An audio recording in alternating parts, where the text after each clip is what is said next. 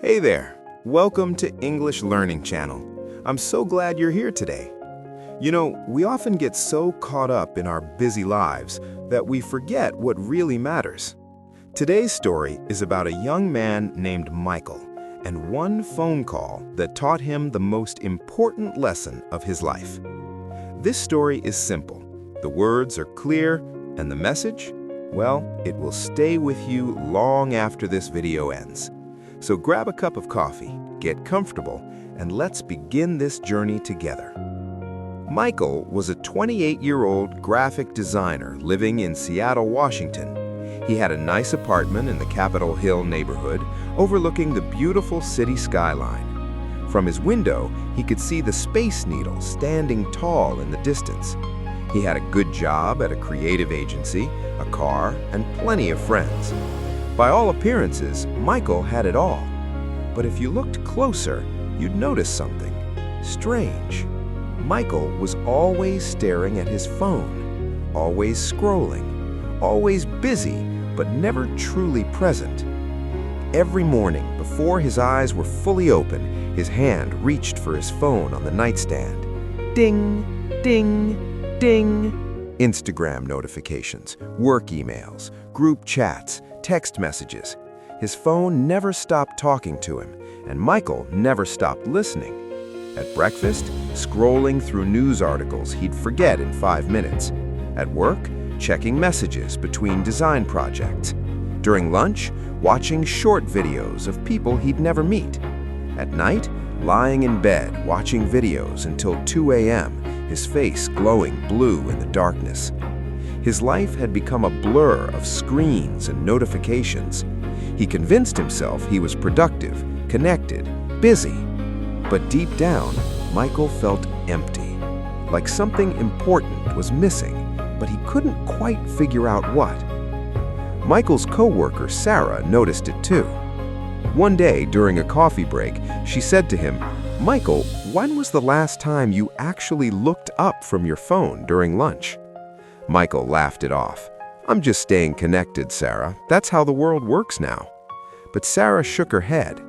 "Being connected to everyone means you're connected to no one, Michael." He didn't understand what she meant.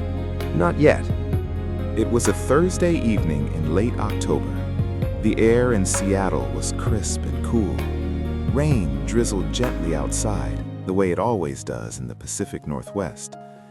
Michael was sitting in his favorite coffee shop in downtown Seattle, a cozy little place called The Daily Grind. It had brick walls, soft jazz music playing in the background, and the rich smell of freshly brewed coffee. People around him were talking, laughing, living.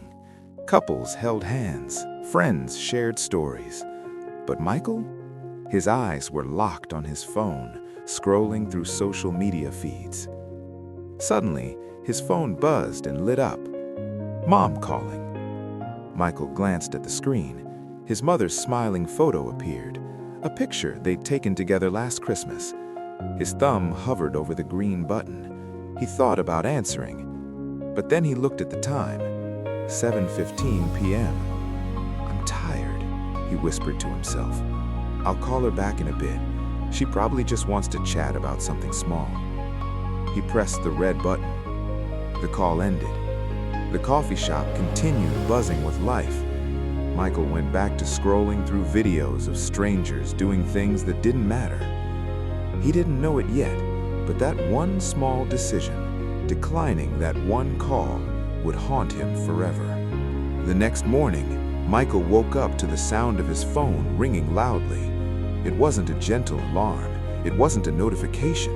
It was a call, urgent and persistent. 6:47 a.m. He squinted at the screen through sleepy eyes. It was his younger sister, Emma. "Emma?" Michael answered groggily. "Why are you calling so early?" There was silence on the other end, a long, terrible silence. Then Emma's voice came through, shaky and crying. "Michael, it's Mom." Michael's heart stopped. The sleepiness vanished instantly. "What? What happened? Is she okay?" "She's in the hospital, Michael," Emma said, her voice breaking. She collapsed last night around 8 p.m. The neighbor found her on the kitchen floor. The doctor said it was a heart attack, Michael. A serious one. Michael felt like the floor had disappeared beneath him. His hand started shaking. What? No, that can't be. The words stuck in his throat. She called me yesterday, and I didn't answer. Michael, you need to come to Harborview Medical Center. Now, please. I'm coming, Michael said, his voice trembling. I'm coming right now. He threw on the first clothes he could find and ran to his car. As he drove through the quiet streets of Seattle, everything felt different. No music, no podcasts, no distractions, just the sound of his breathing and the hum of the engine. His mind kept replaying the night before. Mom calling. The red button. I'll call her back. Why didn't I answer? He whispered to himself, gripping the steering wheel tight. Why didn't I just pick up? Tears began rolling down his cheeks. Michael rushed through the automatic doors of Harborview Medical Center. The hospital was cold and sterile. The smell of disinfectant filled his nose. Nurses in scrubs moved quickly down white hallways. Everything felt surreal, like a nightmare he couldn't wake up from. He found Emma sitting outside room 412 on a plastic chair, her face red and swollen from crying. "How is she?" Michael asked breathlessly. Emma looked up with tired red eyes. "She's stable now, but Michael, she's weak, really weak. The doctor said she's been under a lot of stress, and..." Emma paused. "They said she's been lonely." That last word hit Michael like a physical blow. Lonely. His mother had been lonely, and he'd been too busy scrolling through his phone to notice.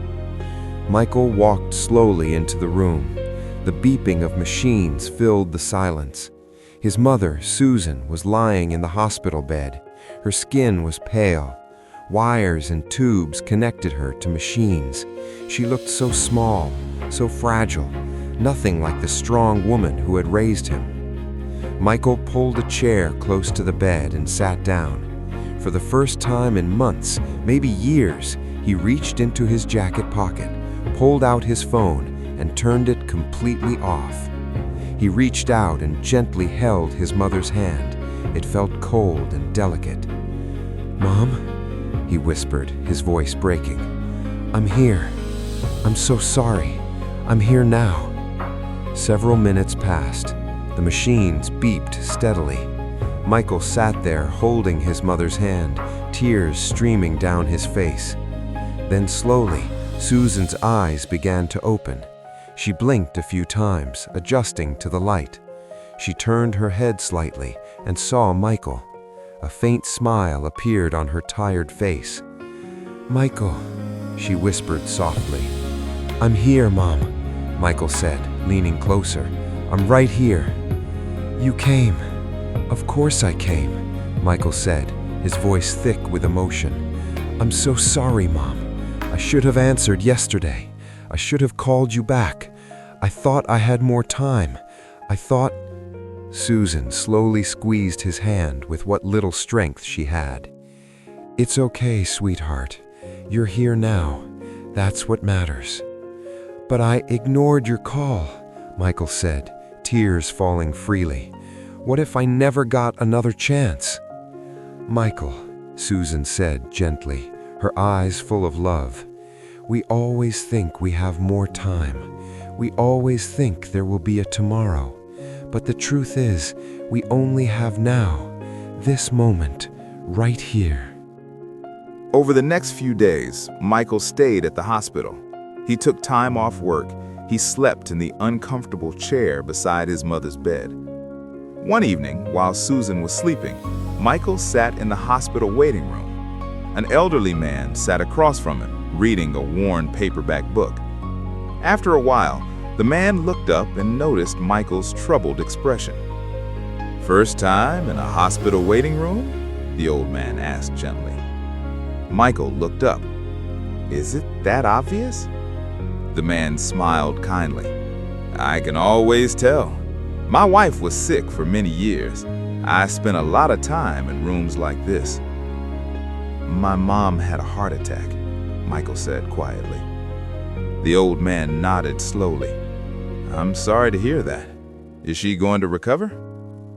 The doctors say yes, but Michael's voice trailed off. But you're realizing something important, the old man said. Michael looked at him, surprised. How did you know? The man smiled sadly. Because that's what hospitals do. They wake us up. They show us what actually matters. Michael felt tears welling up. I ignored her phone call the night before it happened. She tried to reach me and I just pressed the red button. I thought I'd call her back later. The old man nodded knowingly, and later never came. No, it didn't. The old man was quiet for a moment. My wife passed away 2 years ago, and you know what I regret most? All the times I said not now. All the times I said I'm busy. I thought I had time, but one day there was no tomorrow. He looked directly at Michael. Your mother is still here. You still have time. Don't waste another second of it. Those words stayed with Michael. Susan recovered slowly over the next 2 weeks.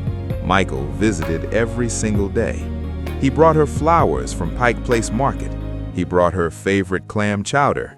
He brought crossword puzzles and old photo albums. But most importantly, he brought his full attention. No phone during visits, no checking emails, no scrolling, just presence, just being there. They talked about everything.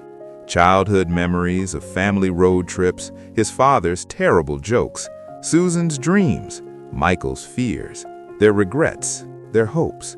And sometimes they just sat in comfortable silence, holding hands. One sunny afternoon, as golden light streamed through the hospital window, Susan said something Michael would never forget. You know, Michael, I didn't call you that night because I needed something urgent. I called because I wanted to hear your voice. That's all. I just missed you. I wanted to feel connected to my son. Michael felt his throat tighten. He realized how many moments like that he had missed, how many times his mother just wanted to connect and he was too busy to give her 5 minutes. I'm so sorry, Mom, he said quietly. I promise I will never let that happen again. Never. Susan touched his cheek gently. I know, sweetheart. I can see you've changed already. After 2 weeks, Susan was released from the hospital. Michael drove her home to her small house in the Fremont neighborhood, the same house where he'd grown up. As they pulled into the driveway, Susan looked at her garden. The roses were blooming beautifully. I'm so happy to be home, she said softly. Michael helped her inside, carrying her bag. The house smelled like cinnamon and old books. He helped her settle into her favorite armchair by the window. Can I get you anything, Mom? Tea? Water? Susan smiled. Just sit with me for a while, Michael. That's all I want. So Michael sat. No phone, no distractions. Just him and his mother, sitting together as the afternoon sun painted the living room golden. And for the first time in years, Michael felt truly present, truly alive. Months passed. Michael's life looked different now. He still worked at the design agency. He still had his apartment. He still had his phone, but everything had shifted. Now, every Sunday, Michael drove to his mother's house for dinner. They cooked together. They laughed. They talked. He called her 3 times a week, not quick calls while doing something else, but real conversations where he actually listened. When his phone rang and Mom calling appeared on the screen, he didn't hesitate. He answered immediately, every single time. His coworker Sarah noticed the change. Michael, you're different, she said one day. Different how? You're actually here, present. You listen now. What happened? Michael thought about that question. I almost lost someone important, he said simply, and I realized I'd been living the wrong way. Michael's transformation didn't stop with his mother. It rippled outward. He reconnected with his sister Emma. He learned she was struggling with anxiety at work. He'd never known because he'd never really asked. He reached out to old friends he'd lost touch with. He started having real conversations again. Every morning, before checking his phone, he wrote down 3 people he was grateful for. Then he'd reach out to one of them with something meaningful. His relationships deepened. His life felt full in a way social media never could provide. A year passed. It was October again. The same month, everything had changed. Michael stood outside the daily grind, the coffee shop where he'd ignored his mother's call. He looked through the window and saw a young guy, completely glued to his phone, oblivious to the world. Michael recognized him. That was who Michael used to be. He walked inside and ordered 2 coffees. Then he walked up to the young man's table. "Excuse me," Michael said gently. "Can I share something with you?" The young man looked up, curious. "Okay." Michael sat down and slid a coffee across the table. "Exactly 1 year ago, I was sitting right where you are, doing exactly what you're doing. And that night, I ignored a phone call from my mother." The young man was listening now. "The next day, she had a heart attack, and I almost lost her. I realized I'd been living my entire life through a screen, missing all the real moments." The young man slowly put his phone down. "I'm not saying throw your phone away," Michael continued. "I'm just saying don't let it become more important than the people who love you. Because one day, you might not get another chance." The young man was quiet. Then he said softly, "My dad called me yesterday. I didn't answer." Michael nodded. "So call him now, right now. Whatever's on your screen can wait, but the people who love you, they won't wait forever." The young man picked up his phone, found his dad's number, and pressed call. He stood up, nodded gratefully at Michael, and walked outside. Michael watched him go and smiled. Today, Michael is 29 years old. His phone still rings, work emails still come, notifications still pop. But now, Michael controls his phone. His phone doesn't control him. And when mom calling appears on his screen, he doesn't hesitate. He answers right away, every single time. Because Michael learned something powerful. The most important calls aren't from bosses or apps. They're from the people who love you, and they won't ring forever. So what can we learn from Michael's story? Lesson 1. Time is not guaranteed. We think we have forever, but life doesn't promise us anything. Lesson 2. Answer the call. Not later, not tomorrow, now. Because that call might be the last one. Lesson 3. Presence is the greatest gift.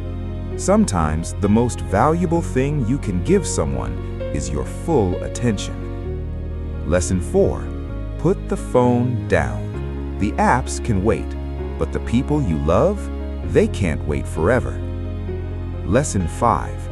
Don't wait for a crisis. You can change today, right now. You can make that call before it's too late. Before this video ends, I want to give you a challenge. Think of someone you love, someone you've been meaning to call but haven't. Maybe it's your mother, your father, a friend, anyone. After this video ends, call them. Don't text, call. Use your voice. Let them hear you. It doesn't have to be long. 5 minutes is enough. Just let them know you're thinking about them, that they matter. because one day you won't be able to make that call anymore, and you'll wish you could go back and answer just one more time. Don't wait for that day. Michael's story reminds us that small choices create big consequences. One declined call, one ignored message, one missed moment. They seem small at the time, but they add up. But here's the beautiful part. You still have time. You can make that call today. You can tell someone you love them. You can choose presence over distractions. The phone will ring again tomorrow, but the people you love, they might not always be there to answer. So answer the call, the one that truly matters. Thank you so much for spending these 15 minutes with me here on English Learning Channel. I hope Michael's story touched your heart and helped you practice your English. If this story moved you, please like this video, subscribe to the channel, and share it with someone who needs to hear this message. And remember, the most important call is the one you almost didn't answer. Take care, keep learning, and most importantly, keep connecting with the people who matter. See you in the next story.